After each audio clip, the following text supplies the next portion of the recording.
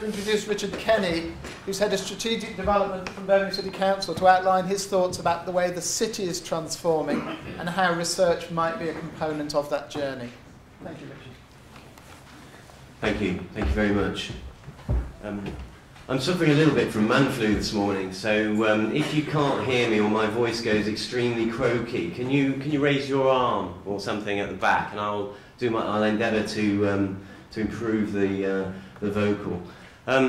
As was said, I'm Richard Kenny. I'm Head of Strategic Development at Birmingham City Council. So it's my job to it's my job to work with the leadership of the council, that's Sir Albert Bohr, and the cabinet, and with the new chief executive, Mark Rogers, and the strategic directors on the strategic development of the council and of the city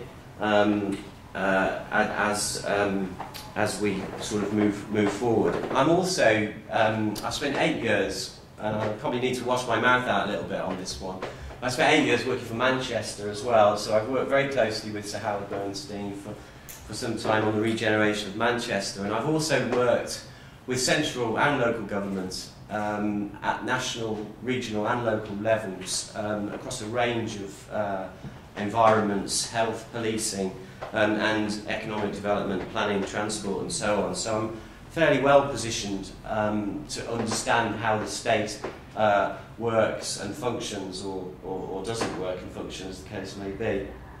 I'm also a member of SOLIS, that's the Society of Local Authority Chief Executives, and a member of the Institute of Directors. That gives me quite a good understanding of the public-private sector. And I'm also extremely interested in academia. I'm currently engaged in 2 academic institutes. One is the Institute for Science of Cities with the University of Warwick, and I'm also working quite closely with the Centre for Geographical Economic Research at the University of Cambridge on recession, resilience and recovery in the regions. So that gives me, that's a little bit about my background. What I want to say right at the outset is the title of my talk. I never stick to the original title of the talk anyway, although it did change. So I'm not going to focus heavily on urban science this morning, but I am going to cover the new initiative that we've got around urban science. But I really want to talk to you about reinventing and reimagining the city of Birmingham. This is fundamental because this is the space that we find ourselves in. There's a huge opportunity at the moment to really think about what kind of city we want moving forward and how we can all contribute to the development of that city. And I think the universities have got an absolutely key role to play. If ever there was a time for the universities to engage more systematically in the development of our cities, this is probably it. So that is kind of the case that I'm going to be making this morning. And before I leave this slide, I just want to take the opportunity of saying what a fantastic city we've actually got. I think sometimes we forget how brilliant Birmingham is as a city, how big and significant the city is, and you can see here, you can see where John Lewis and New Street is coming along, and that skyline is not replicated anywhere apart probably from London, and it is a huge asset for the country. And I think sometimes we forget that. We spend too much time, I spend a lot of time listening to social media and people saying Birmingham needs to do this, Birmingham needs to do that, and the central government saying similar things as well. But actually, I think we forget sometimes how good the baseline is of the city that we've already got. So, the next 20 minutes or so, my understanding is there probably will be some time for some questions at the end, so please do think of some useful questions to pick up on as we go through. I'm going to cover sort of 6 main points this morning. One is I want to reiterate why cities are so important, and I want to make the case for the game-changing role of Birmingham. I'm going to tell you a little bit about the emerging and planned pipeline of development. The city is already reinventing itself, and there's an awful lot going on. I'm also going to say something about the need for the city to start I've called it leapfrogging into the future, but there's some big issues for us in terms of the longer term and regions, and I think we really need to start collaborating as a region and getting our act together in that space. Then I'm going to say something that I hope is very important to you, which is the scope for the universities. And then I'm going to wrap up with some conversation around urban science and where we are in terms of this new collaboration. So, cities. Cities are extremely important, and it's all to play for. By 2050, the world's urban skeleton will be set for generations, as I understand it. Over 75% of the world's 10 billion people will live in cities, and this compares with only 200 years ago at 3%, and only 50% at the moment. So huge urbanisation going to take place in the medium to long term. In addition to that, the challenge for our existing cities is new cities, and it's really interesting that already in the world there's 1,000 cities with populations over 500,000. So that gives us a flavour of the sort of competition that we're going to be facing as we move forward, and as the centre of gravity moves eastwards. Cities are also allegedly the new business sector, and the UK government has estimated the market worth around 250 billion. New York City reckons that urban science and smart cities can generate a $100 billion market in New York. Now, I've no idea where they've got those figures from, but clearly the government and New York think it is very significant. But the issue for the UK, I think, is we need more than one city. We can't just rely on one huge city to be the future of our economy.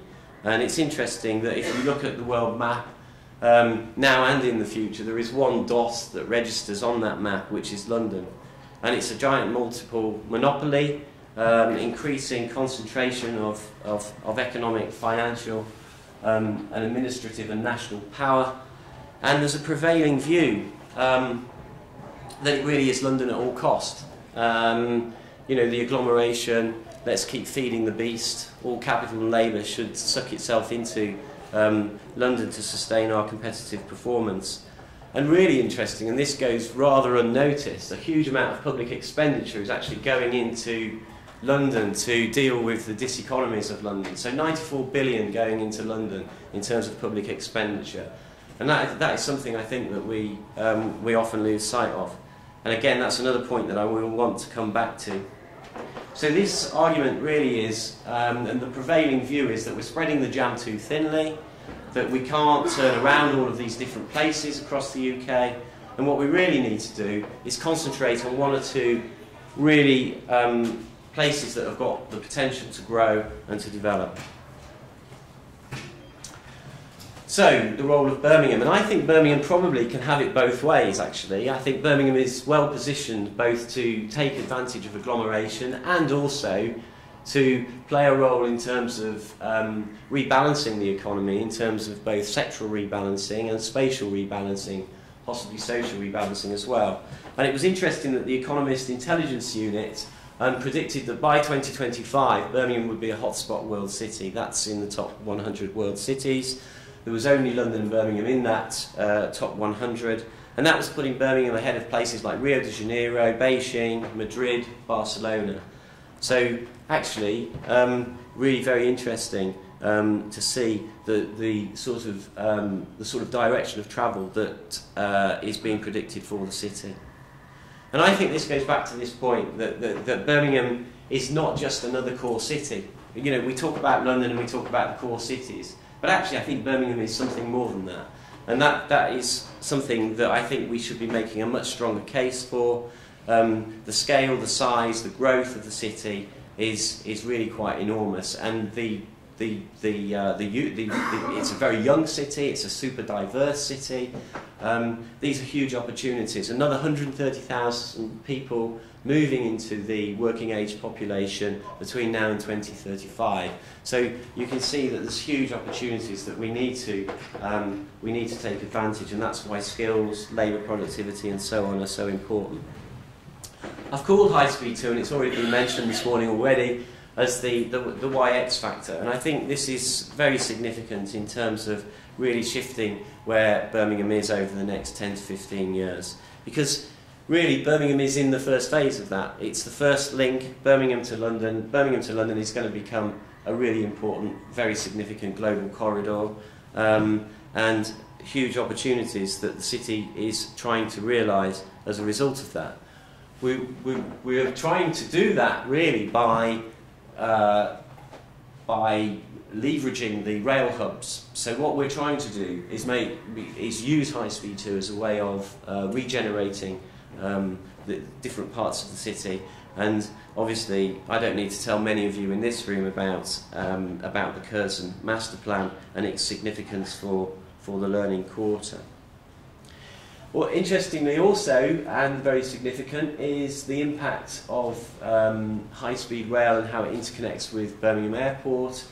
It will put Birmingham Airport's catchment, there'll be 15 million people within 1 hour of Birmingham Airport. It puts Birmingham Airport into the London system, and obviously it provides another huge opportunity to develop in and around the airport, improve the offer in that part of on the outskirts of our city.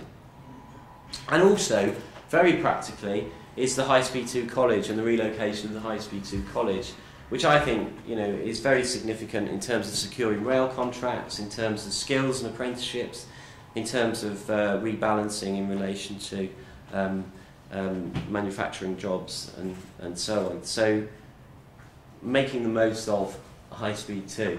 And the other thing I think that is very important is turning high speed rail and East Side into a destination in its own right. So thereby providing world-class design, world-class arrival and connectivity within the city.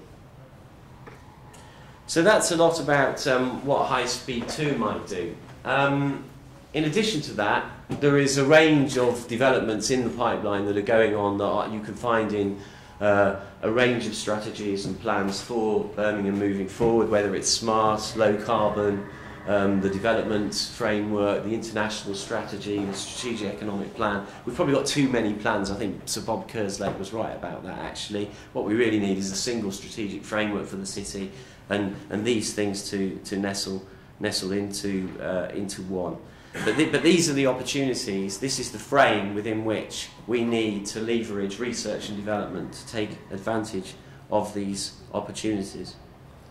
And the development plan, I'm going to whiz through these slides now, I'm very conscious of time. So obviously the development plan, the big city plan for the engine of growth, New Street that's already been mentioned, the city centre enterprise zone, which is a reciprocal investment model that will generate around 71 million revenue per annum when the enterprise zone is fully developed and all 26 sites are taken up.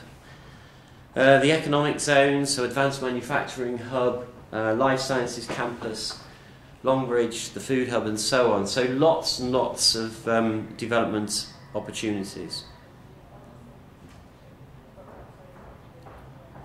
And also, more recently, the connected city that was just recently launched, developing the tram line network and even rerouting the city centre motorway under a tunnel, should we be able to afford that. Birmingham Airport, rebalancing. So a lot going on in the pipeline. Now, there's another huge opportunity that we need to be thinking about, which is how do we fit in the UK system of cities, and this is something that we're working with as part of the urban science agenda. But it's really interesting how people are seeing this as really significant. This is something that's going to report to Greg Clark in the autumn of 2015, or the new government in 2015, and this will inform future cities policy for sure. And it's really interesting to see the new economy people in Greater Manchester actively engaged in this, Bristol engaging its Futures Unit, Liverpool engaging the Heseltine Institute, the Scottish Cities Alliance engaging with its universities, the Irish cities engaging equally, the Welsh cities too. This is an opportunity, I think, where we're looking to the longer term to be able to present what our various different cities can offer in terms of the longer term future. And very interesting to see that the GLA have already gone out to consultation on a 2050 city infrastructure plan.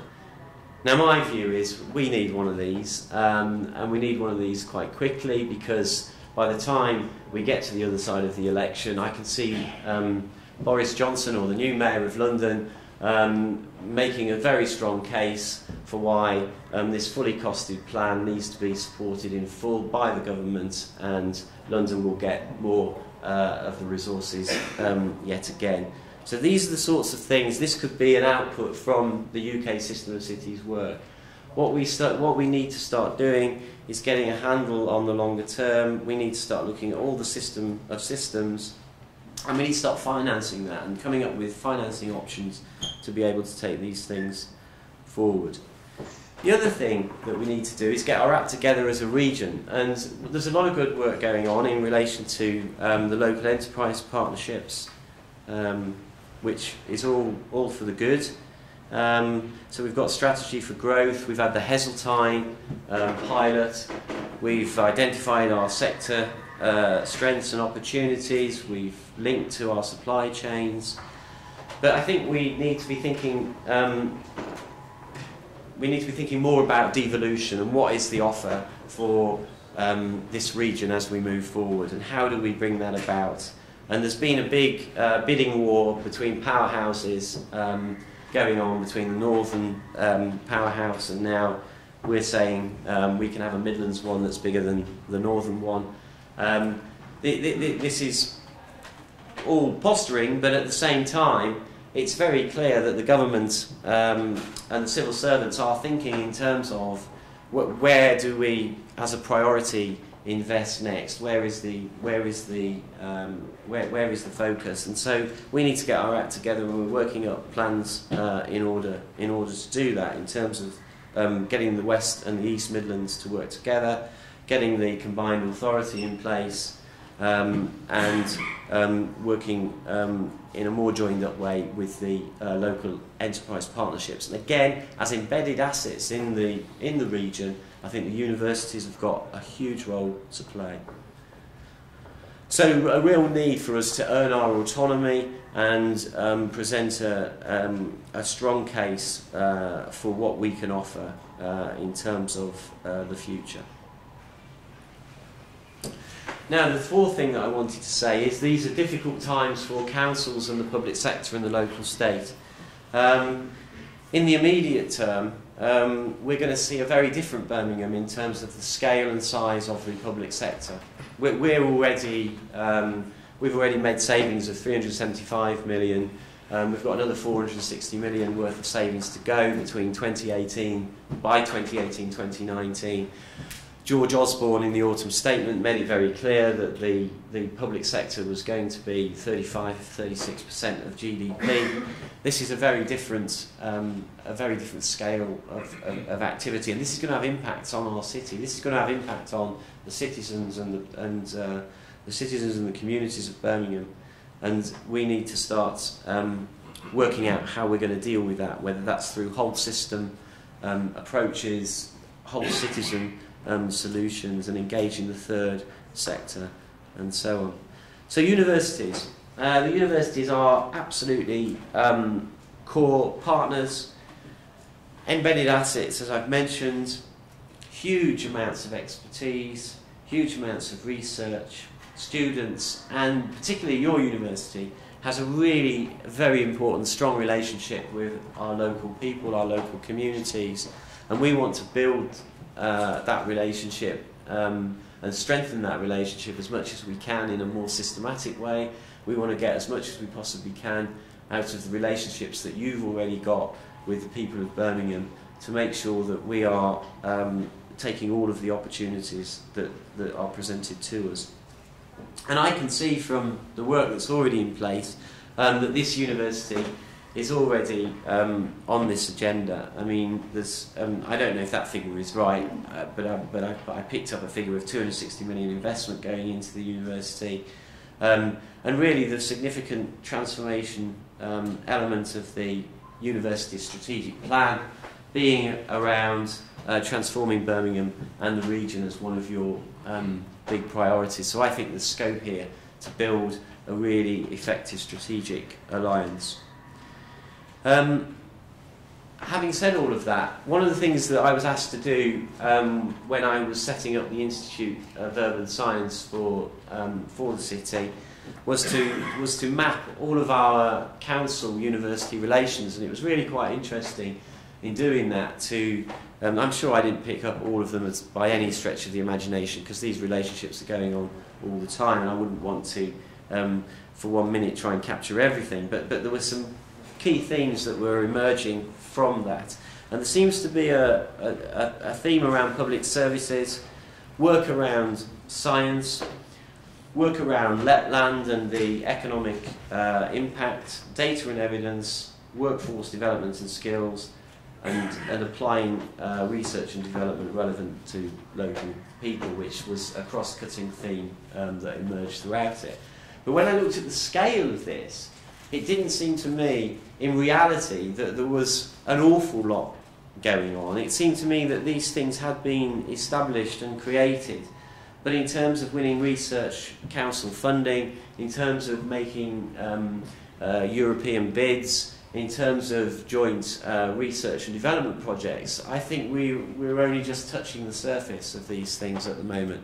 And I'm absolutely convinced that we could be doing a lot more. And it's really interesting that someone was saying to me from Manchester Science Park the other day that about 90% of the research council funding, I don't know if this is right either, goes into the southeast. Again, you know, we've got to get our act together to make sure that we can collaborate in a way which leverages as much as that as possible.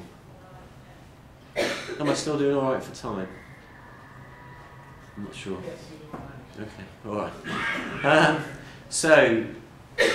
So what we're really looking for then, in terms of collaboration, is we're looking for a city-based partnership, city simulator, city demonstrator, city economic powerhouse. What we're trying to do is build a real collaborative environment, not just with the universities, but with the private sector as well. And the first new collaboration that I certainly engaged with is this idea of a Birmingham Institute of New Urban Science.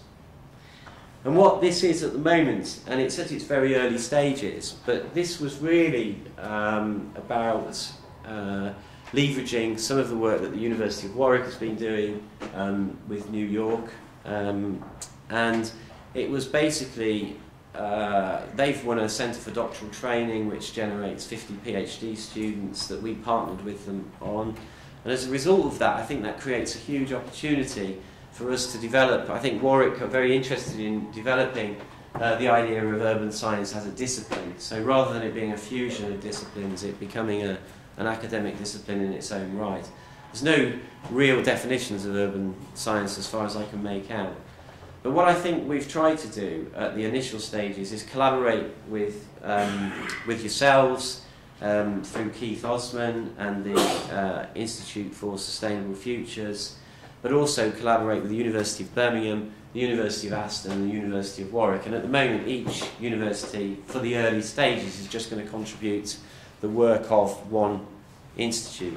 And the topics at the moment, I mean, this agenda really is around big data. I mean, that's the reality of it.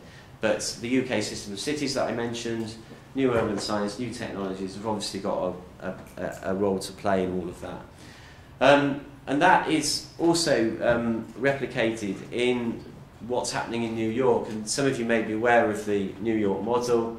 But there's basically 6 world universities, a number of big private sector corporate partners, and there's a guy that heads all that up that used to work in the US government called Steve Koonin, who is just driving for big data. He wants more and more data, and the idea is that we'll create this huge analytical capability to really start to understand things that we've never been able to understand before. And I'm sure there's many of you in the audience that know a lot more about this than I do as to what those possibilities might look like. Birmingham's trying to do the same thing. London's also got engaged in this agenda to some extent as well, and we think there's real scope here because and I will come to it, but we've been doing some work. One of our weaknesses is, particularly in the public sector, is we don't have a robust evidence base. We don't really know what the cause and effect chains are in relation to the services we provide and the impacts that we think that those services have. When you try and model these sorts of things, it's extremely difficult, and we need to get much cleverer at that. And that's why the government has created all of these what work centres, even if a lot of those what work centres are spending an awful lot of time telling us that most of the things that we all do don't work at all. An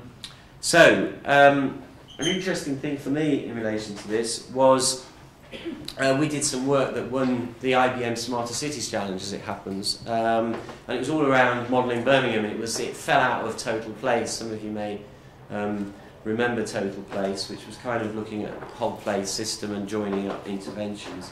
And we tried to model the city in various different ways to get a better understanding of the cause and effects chain. So the one on the left-hand side, the Birmingham model, that's the economic landscape. And what that tries to do down the left-hand side is all the factors of production. So all of those things there are the interventions. So there's actually $7.5 billion worth of public sector annual intervention in the left-hand side of the model. And what we tried to do was work out what the impacts of those different interventions were in relation to some of our major outcomes like jobs, GVA and so on. And in doing that, we made some progress. We got some really good understanding about certain pathways, but some things proved to be extremely highly complex, and that's reflected in the model in the top right, where it's a much more dynamic system and it becomes much more difficult to actually work out which is the cause and which is the effect, and when another effect is a cause, and so on. So we did a lot of work. We think this has got some scope for re-emerging post-election, because it's really interesting that in terms of government's interest and policy, we are starting to get, even in the city region world, we're getting into this view that we need to start looking at the whole system in a much more integrated way. So we need some research help with this, so any offers, see me afterwards. So what we're really trying to get at the end of the day is a city of living laboratories, overseen perhaps by some sort of strategic alliance. So we need some sort of urban observatory that holds the evidence together and the data, but we need, and this is a bit cosmetic, I suppose, but we need a place to play in, to apply research and to work out, what's going on in the city. And what we really want is the research community to engage much more in the issues and problems facing our city, to enable our city to punch greater weight, which enables you to receive more funding and so on through the research that you want to do. And I'm going to leave it at that. Thank you very much.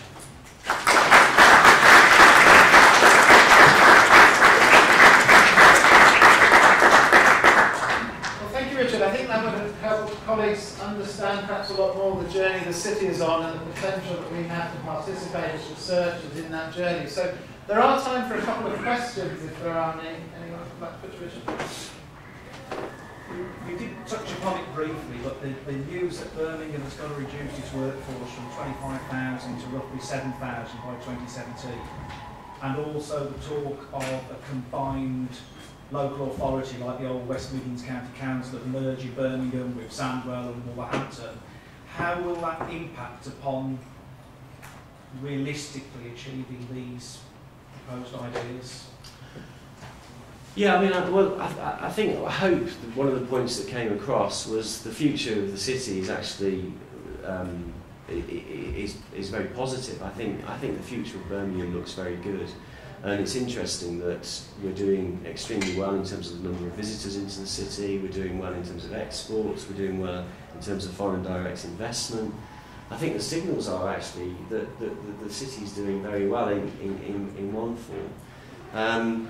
But you're right, the impact in terms of the polarisation, if you like, that arises from, many of us think, trickle down doesn't necessarily work. And whilst we might be attracting more investment into the city and the city might be growing, how do we translate that in a way which improves the quality of life of the citizens of the city? And I think that is a really big challenge for us, especially when our services are reducing. But never waste a crisis in the sense that, and I need to be careful because this is on camera, but a lot of the things that a lot of the services that are provided are not necessarily really solving the problems of the citizens of our city, and we really need to get better in terms of understanding the needs of our citizens and working more closely with them to work out what it is that really will improve the quality of their lives. And I think it's a new way of working. I think we've got to be much more collaborative, much more networking. We've got to get away from this vertically integrated, huge monolithic organisation that pushes paper up that way, pushes paper down that way, and takes decisions in a very sort of formal way. So I think there are some opportunities.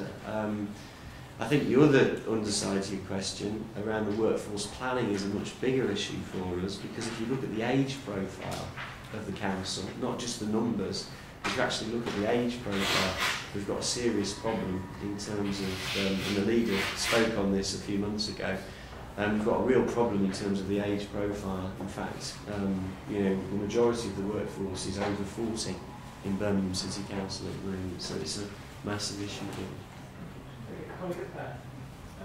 Yes, a lot of the agenda is not just for Birmingham, the city in general.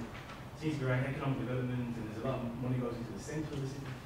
But as a sociologist, it seems that one of the previous problems facing someone like Birmingham is the huge inequality between areas. Right? So lots and lots of money goes into the middle of the city, and very little money comes here. BCU is also moving into town. And isn't this something that needs to be on the research agenda? It can't just all be about the centre and the airport. What about the rest of the city? Where there's huge issues with inequality. Yeah. I think you're right. I mean that's even reflected in the Research Council funding, actually. I mean, if you look at the money that's available for research in social inclusion and dealing with issues of poverty and multiple deprivation, there isn't an awful lot of money available in comparison to the money that's available for new technologies, advanced manufacturing, science and 3D printing and so on and so forth. So, there's a skew. The agenda is to put more and more money into science and technology, and less into the issues that you're talking about.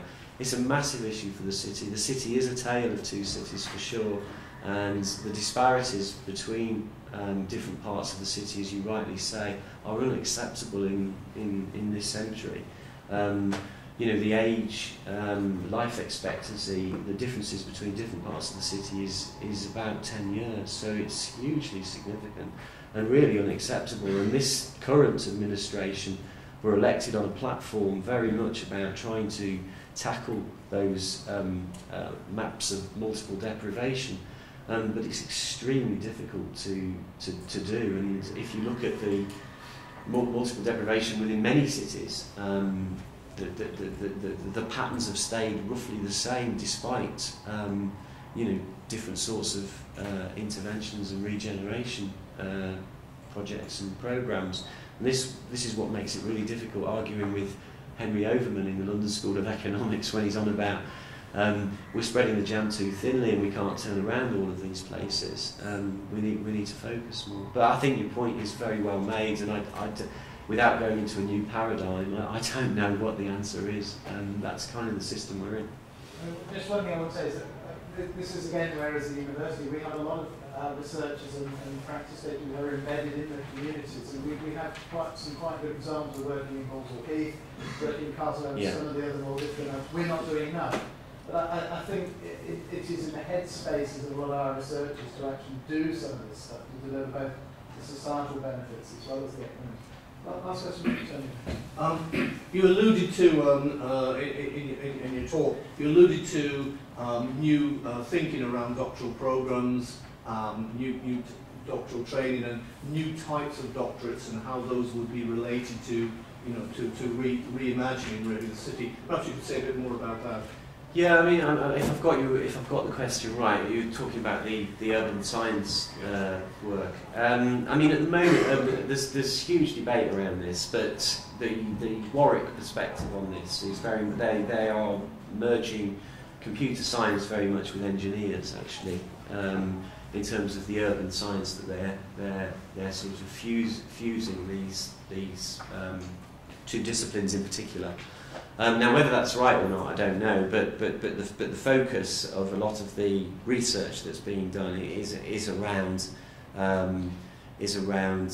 big data. It's around things like the New York City 311 service, which is an app's created and people can report.